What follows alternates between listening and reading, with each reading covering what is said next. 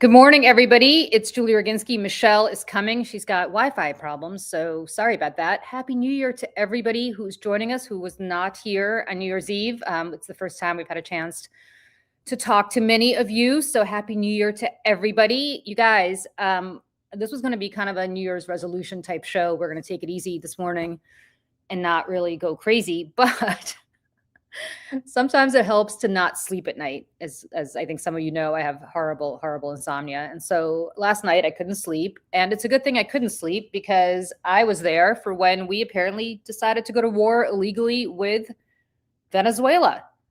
You know, it's crazy because I spent all night writing about this. And to me, there's so many things wrong with this, right? But to me, this is kind of like the final straw, I think, where Trump just gives the middle finger to his base. Remember how he said in the very beginning that if he shot somebody on Fifth Avenue, his base would stick with him? This is it. This is the test, right? He screwed them on affordability. They voted for him because they thought he'd bring prices down. Prices are not down. In fact, inflation is still rampant. He promised them that he'd release the Epstein files. Of course, not only is he not releasing the Epstein files, he's doing everything possible to prevent the Epstein files from being released. And then he promised them lower costs for everything. And now he's getting rid of the Affordable Care Act, which, by the way, disproportionately affects people in Republican leading states. And so his own voters are the people that he's screwing. They're about to get massive premium hikes. For those of them who are on Obamacare, there's 22 million people who are about to see massive premium hikes. So all of that is to say that he needed a distraction. And he needed a distraction, and that distraction was, and continues to be, regime change, something else that he promised them that he was never going to engage in. And it's crazy, right? Bombing Venezuela, it pulls at every single seam that MAGA was promised he would not pull at. Right? This is what they thought they voted against. He's not even pretending to give them the courtesy of explaining why we're now engaged in regime change. So for people who are just waking up and may not know, we not only have been bombing boats off the coast of Venezuela for the last, several months since September, but now we bombed inside Venezuela. We bombed Caracas yesterday, the capital city of Venezuela. And apparently, Trump is going to speak at 11 o'clock.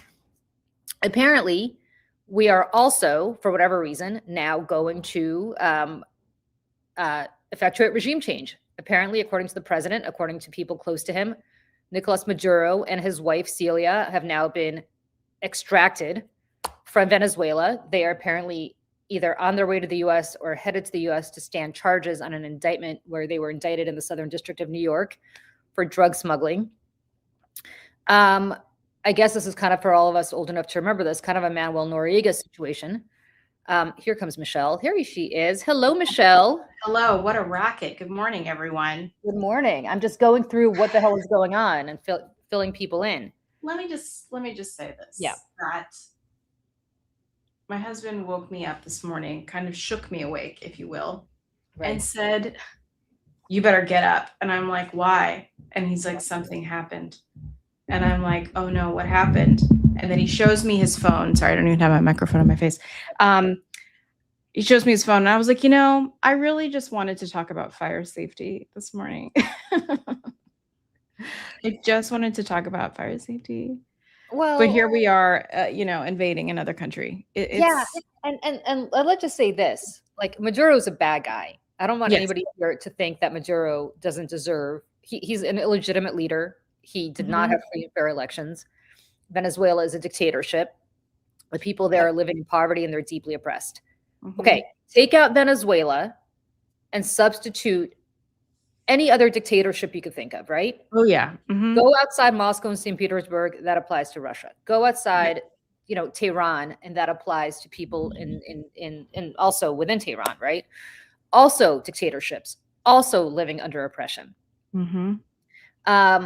North Korea. Not invading there. Countries that have not had free and fair elections in a really long time, if ever. And yet, China does not have free and fair elections. And yet, we're invading Venezuela. Now, you might ask, why are we invading Venezuela? Why, of all the places in the world, are we invading Venezuela? What's your guess, Michelle? I know.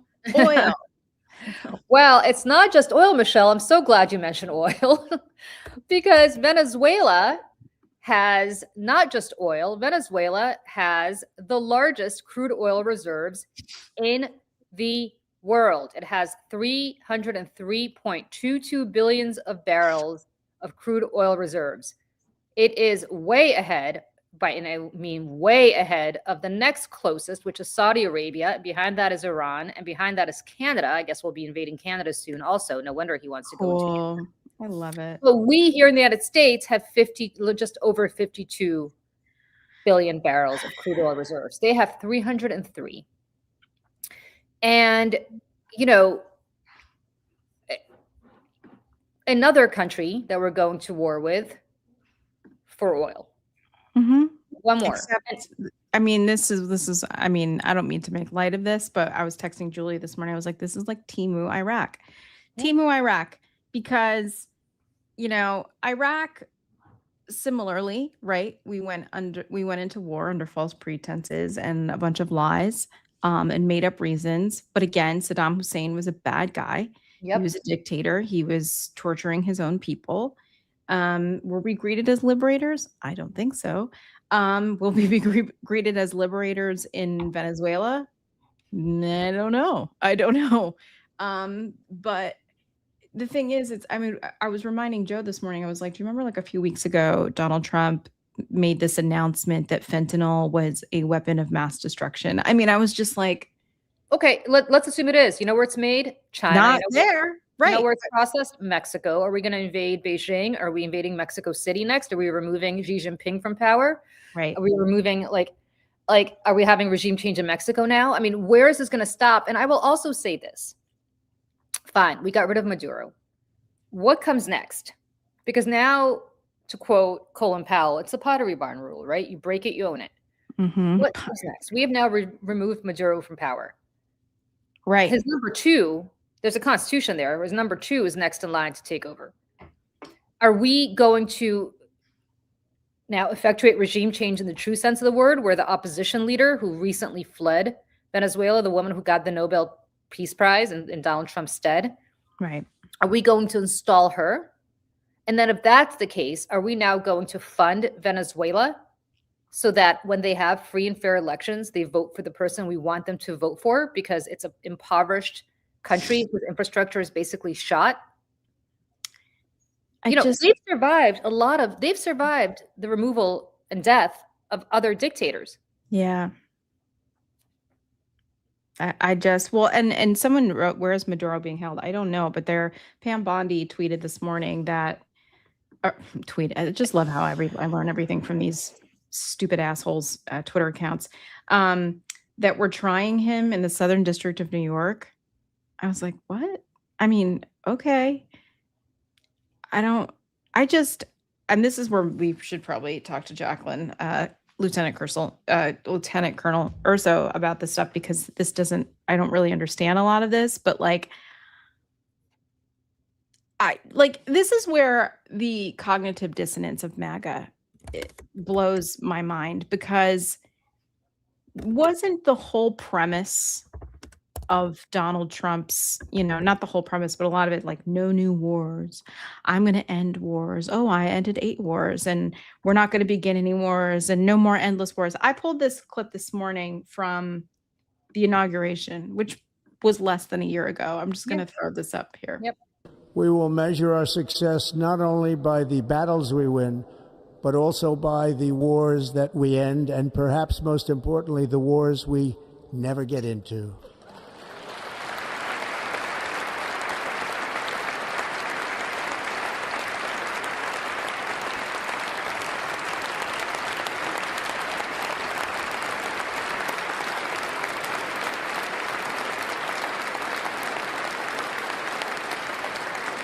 My proudest legacy will be that of a peacemaker and unifier. That's what I want to be, a peacemaker and a unifier. A peacemaker and a unifier. And great. For all the people out there in MAGA land, I don't know if any of them are watching us, who think that, well, he was indicted in the Southern District in 2019 for drug trafficking and narco terrorism. Okay. What fine. about the guy he just pardoned a guy in Honduras? He just pardoned Right. former For president of worse Honduras for the same crimes. thing. Yeah. What So are they going to do? Make shit up in order to like? That's the thing. I was like, they're gonna have this like trial of like they're gonna indict him. Okay, like they're gonna have to really make some stuff up in comparison because again, to your point, like we're not invading these other countries that have dictators and bad guys running the country, and we're pardoning other leaders or drug lord people who are doing worse things than supposedly this guy is doing, even though he's a very bad person and a bad guy and is a illegitimate leader. Like it's just the whole thing. Wall Street Journal live updates: Maduro and his wife are being transferred to New York. Great, just what I want in the city where I live. yeah, okay. You know what? Here's the thing. Here's the problem for Trump, right? MAGA started out as being a Trump cult, but they've had now a decade of being in power on and off. And especially during the interregnum, as I call it, between the first term and the second term, a whole bunch of people arose who took MAGA and kind of put it to 11. And yes, Trump is still the figurehead, but there's a philosophy around MAGA that doesn't necessarily align with whatever Trump's whims are. And the populist right, which has spent years absorbing a steady diet of anti-foreign entanglement rhetoric from people like Tucker Carlson, who has warned repeatedly that wars abroad serve defense contractors, not American families, are going to have questions. So for that crowd, Venezuela isn't a threat, it's a distraction. And when they hear cruise missiles, they see grocery prices. And we're now spending money on a war in Venezuela, which in their mind has nothing to do with them. And they're still paying, I don't know, $10 a shot for a pound of ground beef. I don't even know what it is right now. It's expensive. Right? They hear Really regime change and they remember that every promise to wrap it up quickly ends with somebody else's kids doing multiple tours. Yes. In Iraq and Afghanistan. And I saw a tweet this morning that was like, a bunch of young men are going to be, if from the Midwest going to be sent to war. I mean, here's the other thing. If people think, because Marco Rubio apparently telling people this morning, I see no further action necessary. Whatever. Do people not realize who's allied with Venezuela? It's Iran. It's Russia. The people that Russia. Yeah. I mean, all the people who came out and condemned pretty strongly this morning what the United States did overnight are people who are countries that are our enemies or adversaries. Yeah. Well, not anymore. And look, you have Susie Wiles doing that stupid interview with Vanity Fair, not stupid for us, but stupid for her, right? Yeah. 11 interviews, actually. And this is what she said. She told Vanity Fair as recently as last month when it was published, right? She said that any land strikes in Venezuela would require congressional approval. I'm going to quote her, right? If he were to authorize some activity on land, which happened yesterday or this morning, then it's war, then Congress. Was Congress consulted? Did they ever authorize strikes on Caracas early this morning? I mean, right?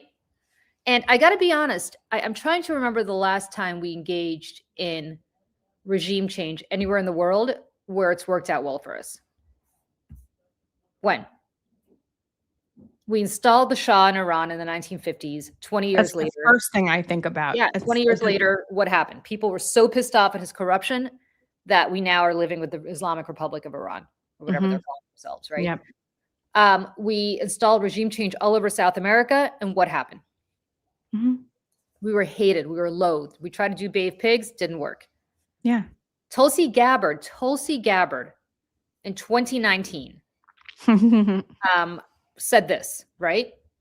Now, this is Tulsi Gabbard, his director of national intelligence, who presumably has a lot to say about this since she's in his national security council. This was Hawaii Democrat about to run for president, Tulsi Gabbard.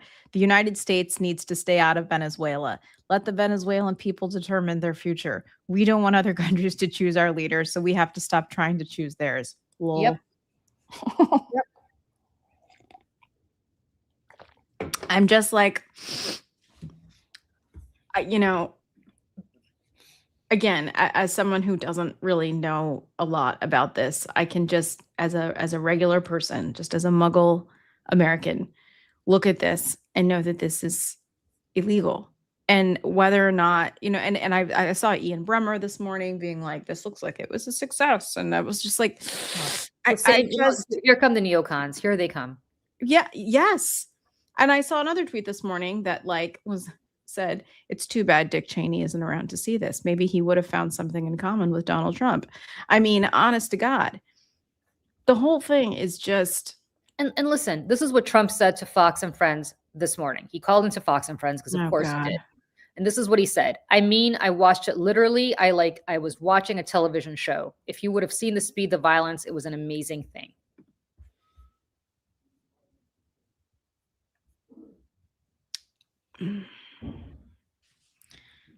Ruben Gallego tweeted at 3:08 a.m. Eastern time, and he said, "Second unjustified war in my lifetime. This war is illegal.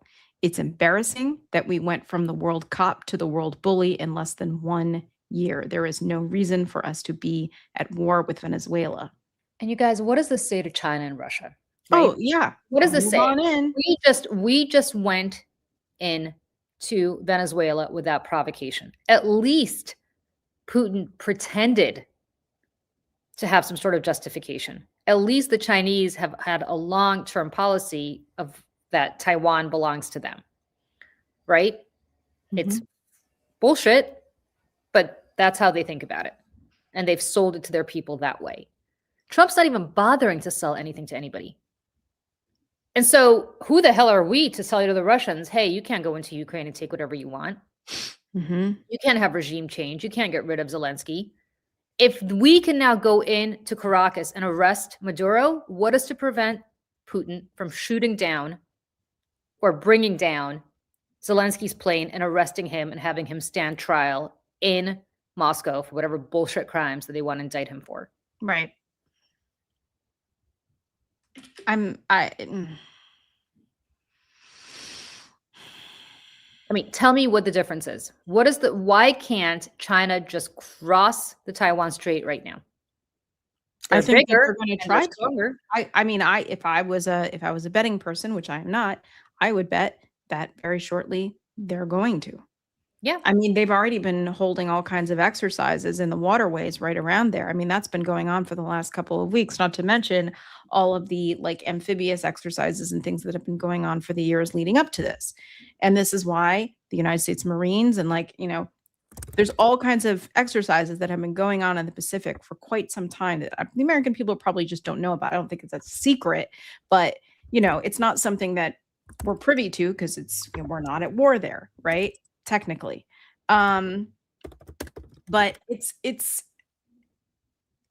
listen, you talk to people in the military who've been serving in the last 10 years or so, they will tell you there is already a world conflict beginning. And this kind of stuff only throws gasoline on the fire. And again, I am reminded of this op-ed from Maureen Dowd. Oh, yes. Oh, Yep. I mean, amazing. Yep. Amazing. And that's why when I was pulling that clip this morning from the inauguration. And Donald Trump saying the whole thing about no wars or whatever. And then he says that we're going to call the Gulf of Mexico, the Gulf of America. And you can see Hillary laughing. First of all, she's laughing to herself, which, you know what? Laugh away, because I'd be laughing too if I were her, with a big glass of Chardonnay and no one else. I mean, stone face, Joe Biden, Kamala Harris, that whole side, and you can see Doug sort of shake his head because the whole thing is so stupid. It's just dumb. And that's the other thing on top of this is not only is this corrupt and wrong and illegal, but the people running this government right now are morons, incompetent, just not even B team, not even C team. We've got Pete Hegseth is the Secretary of Defense. My God. That's the only person who's even remotely qualified to be anything is Marco Rubio. Remotely. He's the biggest hawk. But he's the biggest hawk / has completely sold his soul to sit in that seat and do what? And here's the thing. I mean, how is MAGA gonna react to this? Because Mike Lee, senator from Utah, this overnight was tweeting, I'd like some explanation about this. You know, what the hell's going on? How come we weren't told about this? Blah, blah, blah, blah, blah. And then he tweets a few hours later, oh, I spoke to, Secretary Rubio, and he says that, so basically like this is all okay. But the America First crowd, and this, we've talked about this. MAGA 2.0 is America First. These are the isolationist crew. This is the Nick Fuentes, the Marjorie Taylor Greene, the Tucker Carlsons, right? That are probably, I mean, if I could predict, are going to be, calling this out. If they haven't already, I haven't seen anything. But. Well, it's interesting because I was thinking about that this morning. I keep going back to that shit show at America Fest that we saw a few weeks ago, that Turning Point USA. Which one? I was like, okay, that one. Turning Point USA America Fest, where they all went crazy on Ben Shapiro for standing up for principle. Yeah. And, a lot of it is, yes, that they're all horrible anti-Semites. And a lot of it is, yes, that to them, Israel is a stand-in for Jews and they don't like Jews. And so that's that. Yeah. But I also think for a lot of them, Israel is a stand-in as a place that is forcing us, in their mind, to engage in regime change in Iran. That we bombed Iran and we bombed their nuclear facilities in conjunction with Israel, and that we did this because there were there were missiles, I was there, that could reach Tel Aviv, right? And that we were fighting Israel's war for it. That's how they thought. Mm-hmm. And all of this is shorthand. We're not going to, Israel, we hate Israel. That's shorthand for we're not going to engage in somebody else's war in their mind. Right. How are they going to feel about this? Because we're now engaging in a war, and I'm like, nobody's been given a reason as to why. I mean, nobody's buying that this is suddenly going to stop the flow of fentanyl. Hey, if there are going to be kids up in New Hampshire who, as a result of this, are not going to die because they're addicted to fentanyl or painkillers or whatever else they're addicted to, right? Yeah. Or heroin. Mm-hmm. Then I guess this will be worth it. But we all know that's not going to happen. And that's my thing is like when this continues to happen after the fact, will they be asked? And when they are asked, they're just going to go, well, and like they'll just get away with it. They'll get away with it because, again, our media is continuing to fail to meet the moment. I mean, when you've got Tony, how do you say his last name? DeCopel. When you've got him like tweeting and answering to people on Instagram for the last few days because people are calling him out for his nonsense. Like, it's just, I don't trust any of these people to be asking the questions or telling us the truth. Or presenting this information in a way that is, without bias, Barry Weiss or whomever else. But it's just, nothing. It's just like nothing matters. Nothing matters. And there was another clip. I just wanted of like the hypocrisy here. I just want to I'm all over the place here this morning, but like there was a video of Donald Trump at New Year's Eve, I think it was at Mar-a-Lago, like auctioning off this painting. I don't know if you saw this. He's auctioning off a painting for like $2 million. And then he said something about like, oh, that's peanuts. And then he gets them to come in at 2.5. And he's in a tux and he's, emceeing the thing. Yeah. Can you imagine a scenario where Joe Biden is at his own private club that is only for millionaires, standing on stage, emceeing an event, saying that $2 million is peanuts and that he wants more money for some painting that he's auctioning off at his own resort? Can you imagine? No. And can you imagine if any First Lady of the United States showed up the way that Melania did yesterday? Can we just talk about that for a second? Like, I know it's not the biggest crisis in the world, but I mean,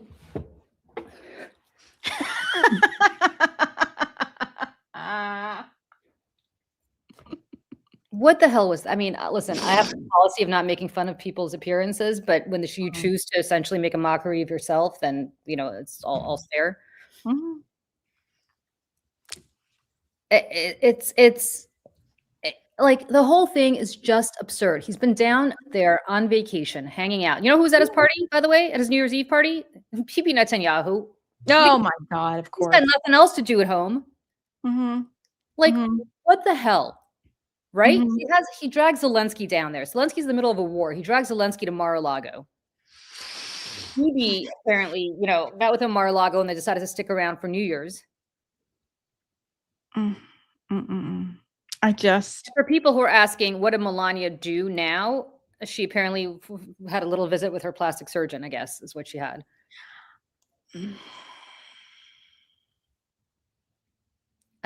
The whole thing is so stupid and grotesque. And you have I watched that New Year's Eve party. You have Janine Pirro walking in there all dressed. Oh yeah.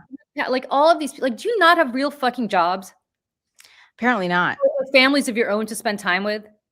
Like Janine Pirro, your husband got pardoned by Donald Trump, your ex-husband. I know you're so close to him. Go hang out with him, unless he was there. This is He so might have been. stupid. This is so stupid. And it's so unseemly is not the word because that sounds kind of priggish, but it was so ridiculous. And this entire time, I guess he's decided now that he's got the FIFA Peace Prize, he doesn't need the Nobel Peace Prize anymore because, that's what's happening. Right? He doesn't have to worry about the Nobel Peace Prize. He got the Israel Prize. He got the FIFA Peace Prize. If I were Zelensky, I'd show up with a Ukraine Peace Prize and give that to him, and then maybe he'll, do the right thing by Ukraine. Honestly, Yeah. it's Yeah. I'm trying to That's find right. Dancing to Ice Ice Baby. Vanilla Ice was entertainment. I mean, Oh. Vanilla Ice. Oh my God. Maybe he could open the Kennedy Center. Well, listen. Well, first of all, I'm not going to play the whole thing here. I just got this from Aaron Rupar's Twitter. God bless Aaron Rupar. We all love him. For posting all these clips so that we don't actually have to watch the shit. But this is some of it. Let me just show this. Auction it off, and I'll start at $100,000. Okay. And honestly, just if you want, but I actually think it's worth much more than that. And she's the hottest. How much? Who is that? Oh, Anthony. The man started off with one truck. He ended up selling his company for $4 billion. $650. Thank you very much. 50. Okay. Are there any other bids? Any other bids? Yes, ma'am. 2 million. 2 million 5. 2 million 5. 5 million. 5 million or 2 million 5. And we're gonna have great musicians, everything else. But I saw this. She did something for us last night. She created a work. Anyways, you get the point. And that's what it was. That's what the whole thing. And this is again the Gatsby Halloween party. It is extravagance. It's opulence, and it's in your face. That's the other. It's just in our faces. Well, people are struggling to put food on their tables. Yep. And the American people, insurance premiums are going through the roof. Yep. He's taking an axe to Social Security. Meanwhile, we have in New York City right now, because, I don't know, I'm sure there's some sort of explanation for not covered variants and stuff. But while our public health is being completely destroyed, New York City is having record numbers of flu hospitalizations right now. We have the highest number of measles infections in 30 years. As of 2020, measles was eradicated in the United States, but now we are having serious outbreaks. Yep. You can die from the measles. Joe Rogan, another moron who is always running his mouth. He's like, when I remember when I was a little kid, people just got the measles and then you're sick for a few days. I was like, that's the chicken pox. Yeah. That's the chicken pox. Joe Rogan's not that old. He wouldn't have been around when people had the measles. There was a vaccine by then. Oh my God. Yes, Rosie's saying whooping cough. Yes, whooping cough is another thing. Yep. And it's just, you know, and again, like, I just, My it is my son's January 3rd. friend had the whooping Are cough. you serious? I'm Yep. like, what is this? The Oregon Trail? Yep. What's next? Cholera?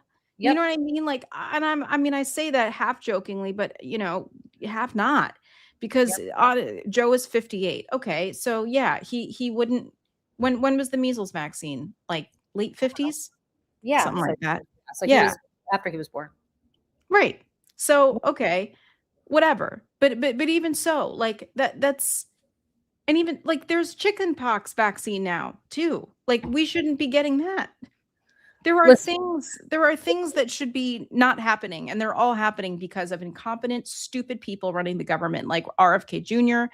and Donald Trump and Tulsi Gabbard and Kristi Noem and Stephen Miller and Pete Hegseth and whoever else. I mean, the list goes on. listen. I'm angry. I could just go to my Twitter. This is what these idiots are saying. Trump has been explaining these law enforcement actions since before he became president. He declared an emergency on the drug trade. Pay attention. This was 100% constitutional legal. These people are so red-pilled that they don't understand. What has he been explaining? What is constitutional and legal? Mm-hmm. Because George Bush went to Congress and got authorization for his regime change war.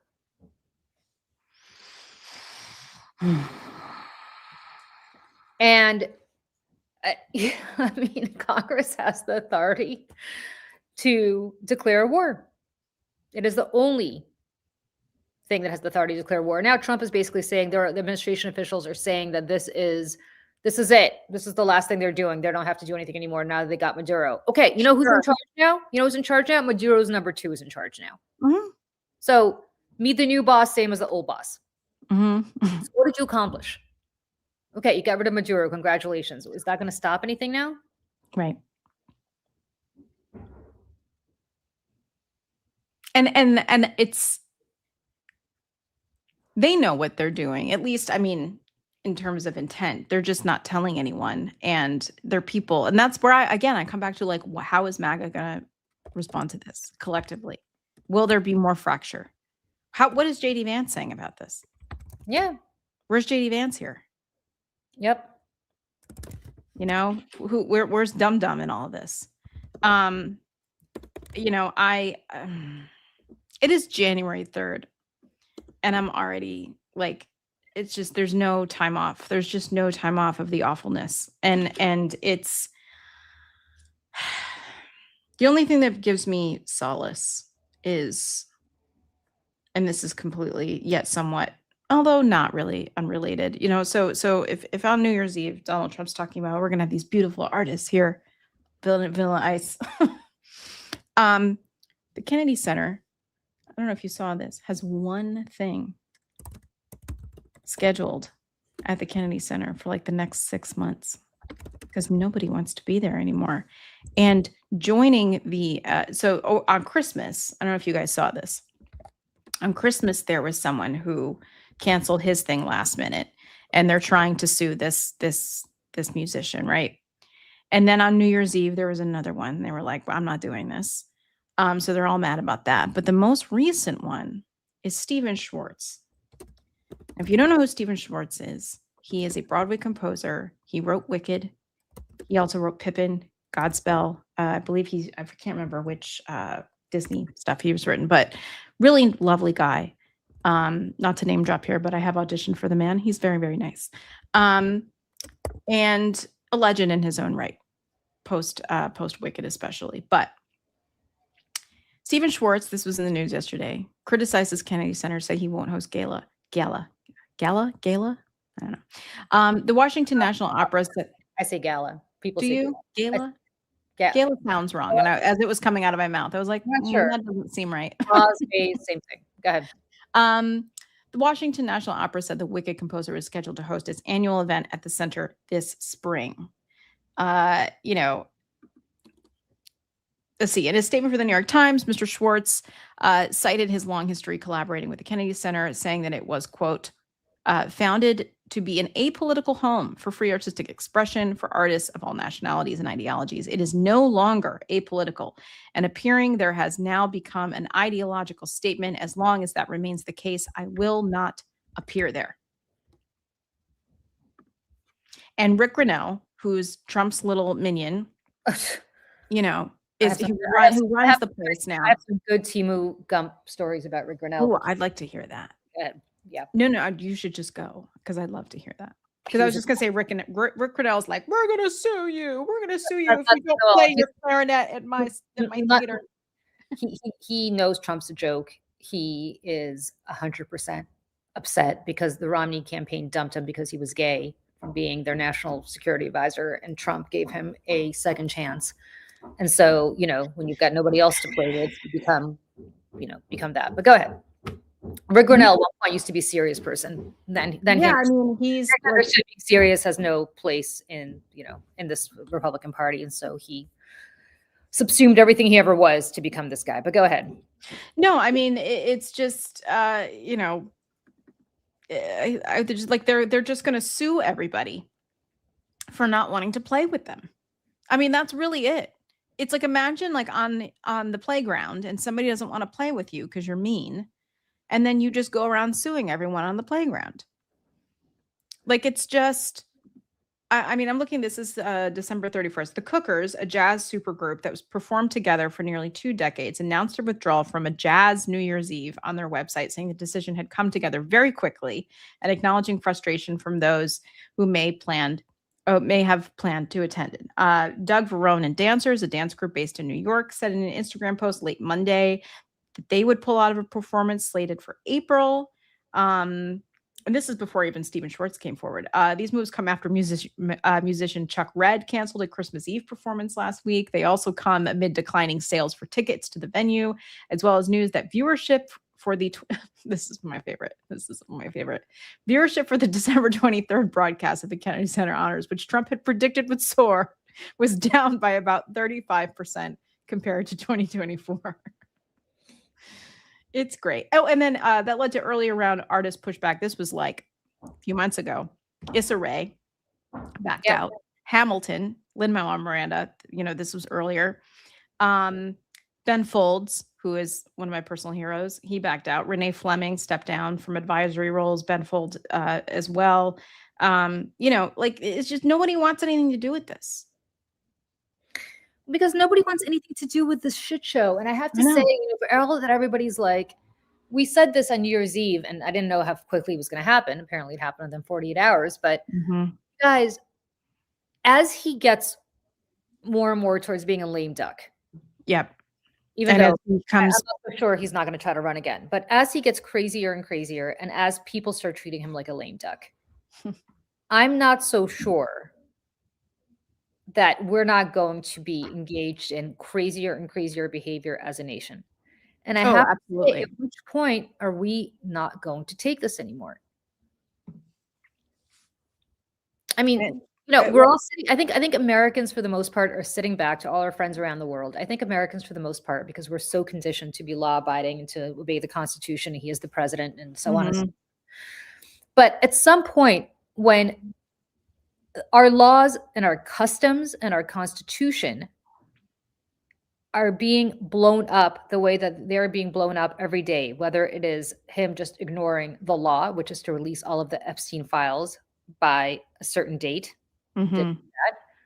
whether it is to go to Congress for authorization of any war crimes, Freudian slip, any war, any military action. According to Susie Wiles, in doing on land what they did, constitutes having to go to Congress. His own chief of staff thinks we have to go to Congress. They're not doing that. Whether it is being promised over and over again that things are going to be cheaper, they're not. Whether it's being promised that they were going to repeal and replace Obamacare with something better, well, they're basically repealing it, but they're not replacing it. No.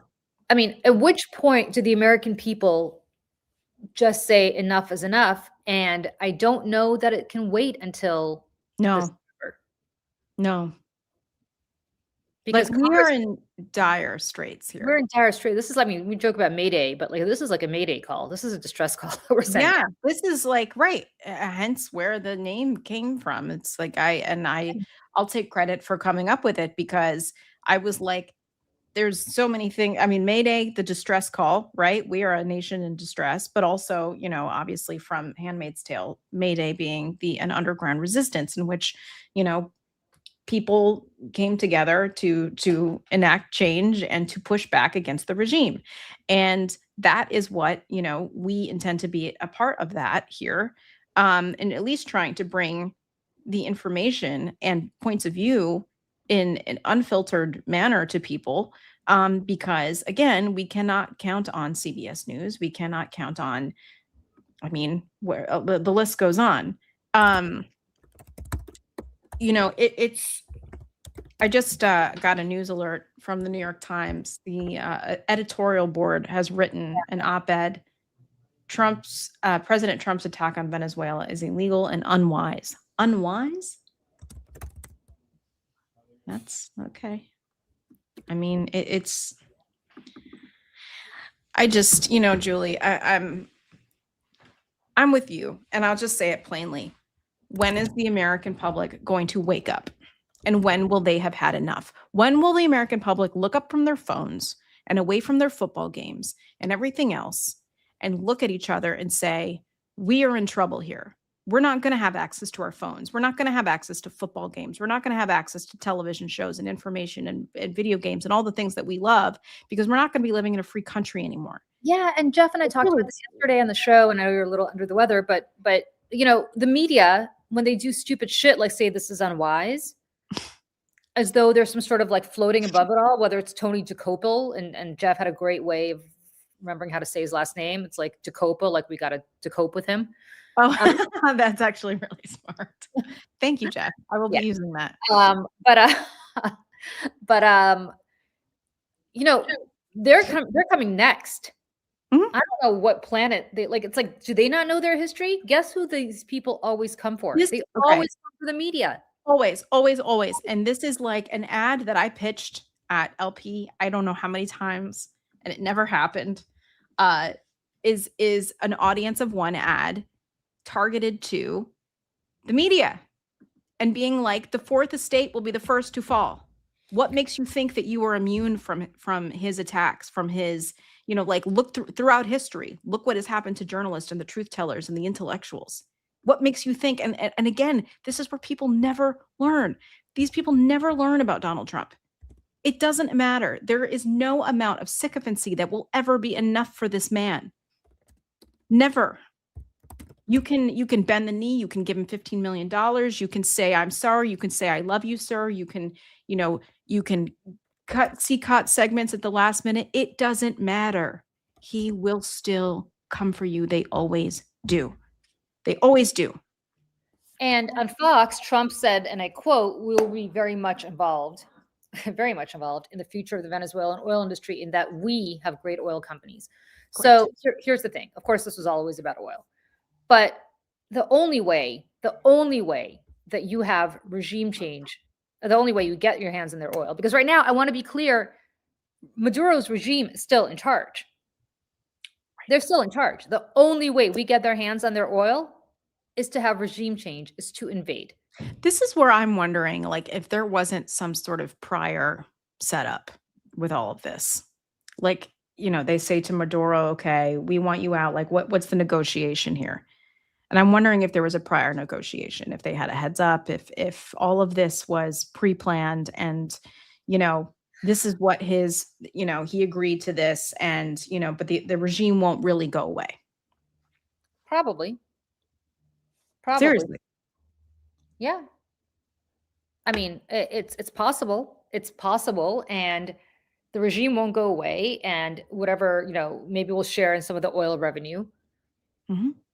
But are we doing this for oil or are we doing this for drugs? And there you have it. And that's the thing. It's just like where is the accountability? Where is the consistency in the reporting and the questions being asked? Because which is it?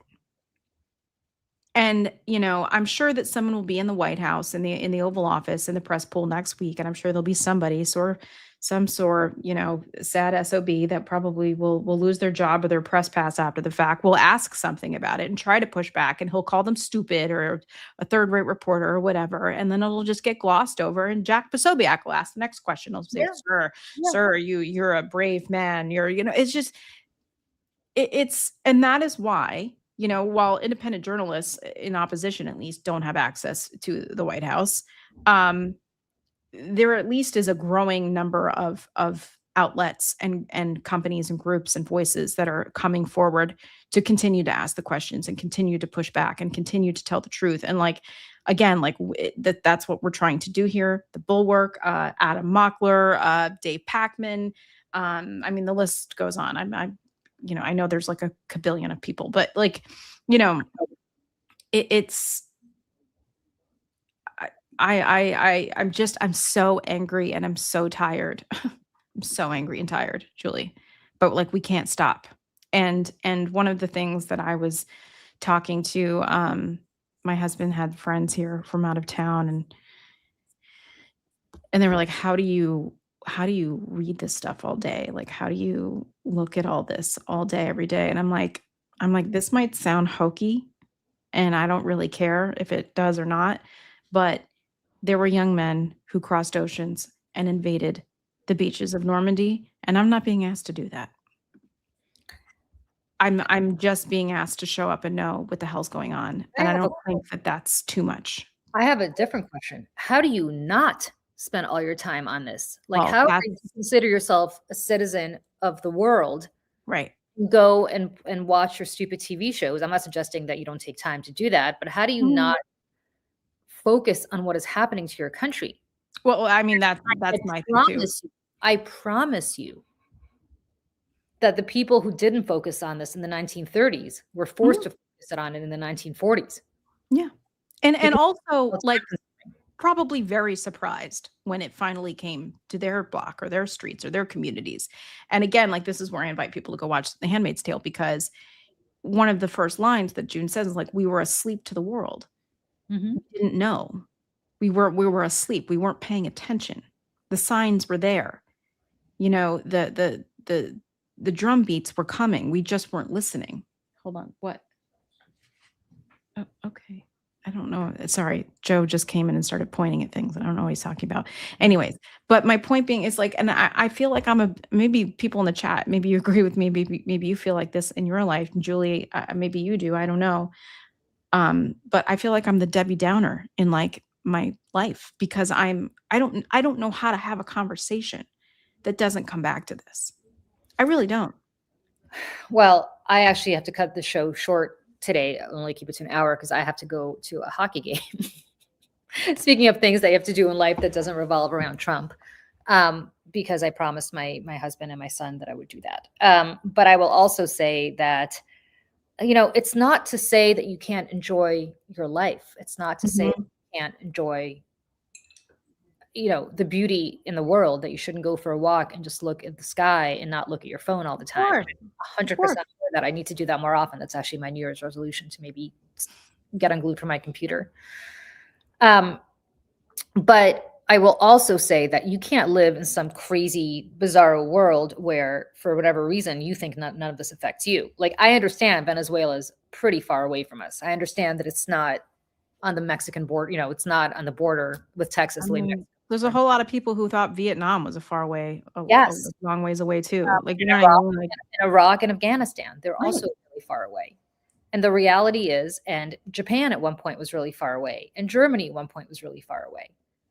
Yeah. And the reality is that these things always come home to roost. And I have yet to see one regime change. Now, people are comparing this to what happened in Panama, where we got rid of Daniel Ortega, excuse me. Or Manuel Noriega. I'm completely confusing. Daniel Ortega was Nicaragua. Sorry. Manuel Noriega. I was like, I'm just take your word for it. It's Manuel Noriega. Sorry, I'm confusing my central. Confusing your dictators. I'm confusing my Latin American dictators. But it was Manuel Noriega. But yes, and Reagan bombed Grenada and so on and so forth. But I will tell you that unless we are planning on going into Venezuela right now and taking over their country, I don't know how this is going to end otherwise, other than we have now replaced Nicolas Mhm. Maduro with, Nicolas Maduro Part 2. Yep. Yep. And that's again, this is where I'm like, if people think that this is just a in and out, like I just maybe I'm wrong here, but I don't think that that's what this is going to be. I don't know what it's going to be, but I don't think I'm going to be that. Listen, I'm old enough to remember, as everybody on this call, that Maduro's predecessor was Hugo Chavez, and Hugo Chavez was also a horrible human being, Mhm. and he died in 2013. Mhm. And then he took over in 1999. He died in 2013. He designated Maduro as his successor. And what ended up happening was that Maduro is now gone and he has a successor. And that person is now in charge. Mhm. And that's a problem. Yes, it is. It is a problem. And I know all of this stuff is confusing. I know there's a whole lot of it. I know that it's hard to, I mean, it's our health, it's our food, it's our air, it's our water, it's our military. I mean, it's just like they have destroyed and disrupted everything in our lives. Everything. Life is worse now than it was a year ago. It just is. And the fact is that in the last week in the Epstein files, there's another dump of Epstein files. In them was a document. We don't know if it's true or not, but there was a document saying that Trump was a witness to someone throwing an infant, born to a teenager who was trafficked into Lake Michigan. And it's barely on the news. Like, why is that not even being covered? And yet here we are. It's just, I feel like I'm taking crazy pills. Feel like I'm taking crazy pills. And again, like the Epstein files were supposed to be released in a way that they have not, and they are breaking the law there as well.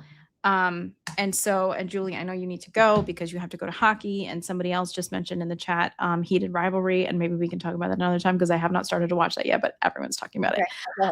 But the last thing I want to say, if I can take 20 seconds here, Julie, if you don't mind, and this has nothing to do with anything except for the fact that there was this horrible fire in Switzerland at a ski resort in a bar.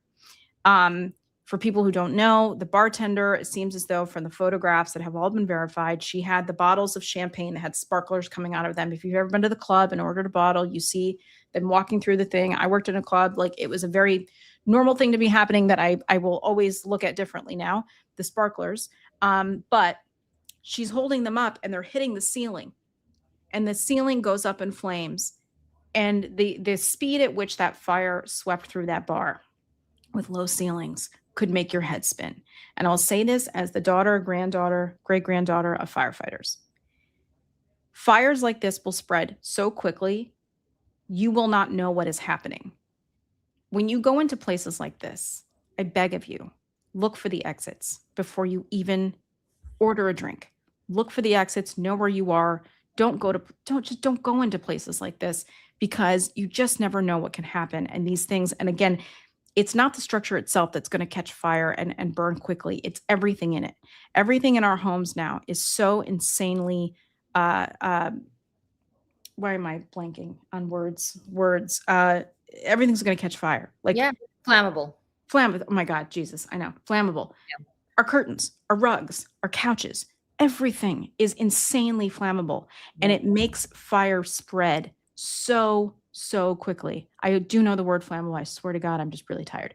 But I beg people, and maybe this is just some childhood, first responder child stuff that I just am like hyper vigilant about these things. I have been in a bar where there has been a fire. I walked into the bar. I had worked there previously. I smelled something. I smelled something burning. This was happening down in Gramercy Park on 19th Street. I smelled something. I was in there for 45 minutes. I go to the bartender. I'm like, Dennis, something smells like it's burning. He's like, Kinney, you're crazy. Stop it. Kid you not. 45 minutes later, the flames started shooting from the ceiling. There was an electrical fire. I remember I called 911. I talked to the dispatch to be able to tell the fire department where it was. And that place went up in flames so quickly. And I mean, and thank God, but there was one exit out the front. That's it. So I say to people, just be careful. Just be careful. And know where your exits are and be careful in places like this. All right, everybody. I apologize again for making this a short one today, and apologize most of all, although we should not be the ones apologizing for this being not the usual kind of more relaxing Saturday show, but I know. It is what it is, I guess, if you want a little bit more on Venezuela, because I could not sleep last night, I wrote something on it, so feel free to go read it. Yeah. If you want. I can just drop it in here, which I typically don't do, but want to do just because we're cutting this short today. Mm-hmm. And other than that, we will see you guys on Monday, bright and early, 8 a.m. Eastern, and have a great rest of your weekend. I'm off to a hockey game. Yep. Gotta go. And Michelle, have a wonderful rest of the weekend. Thank Bye, you. everybody. Really. Bye. Bye.